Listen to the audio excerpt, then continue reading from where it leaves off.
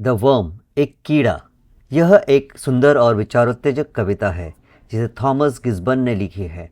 यह कविता हमें दया, विनम्रता और हर जीव, चाहे वो कितना ही छोटा और उपेक्षित क्यों न हो, जैसे कि एक कीड़ा, के प्रति सम्मान रखने की प्रेरणा देती है। The worm, turn turn the hasty foot aside, nor crush that helpless worm. The frame this scornful looks deride required a god to form. अपने तेज कदम को रोक ले, उस असहाय कीड़े को मत कुचल।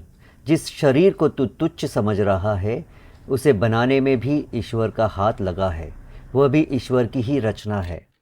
The common Lord of all that move, from whom the being flowed, a portion of his boundless love on that poor worm bestowed. जो प्रभु सारे जीवों का निर्माता है, वही तेरा भी सृष्टि करता है। उसने अपनी असीम करुणा का एक अंश उस छोटे से कीड़े पर भी बरसाया है।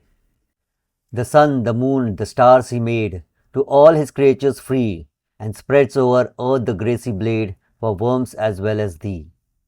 ईश्वर ने सूरज, चांद और तारे बनाए, जो सभी प्राणियों के लिए समान रूप से है।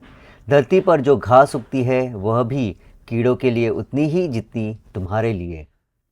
Let them enjoy their little day, their lowly bliss received. Oh, do not lightly take away the life thou canst not give.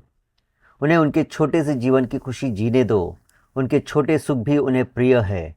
हे मानव, जिस जीवन को तू दे नहीं सकता, उसे यूं ही हल्के में लेकर छीन मत ले। जीवन के हर रूप का सम्मान करो। सबसे छोटा जीव भी ईश्वर की रचना है और उसे जीने का पूरा अधिकार है।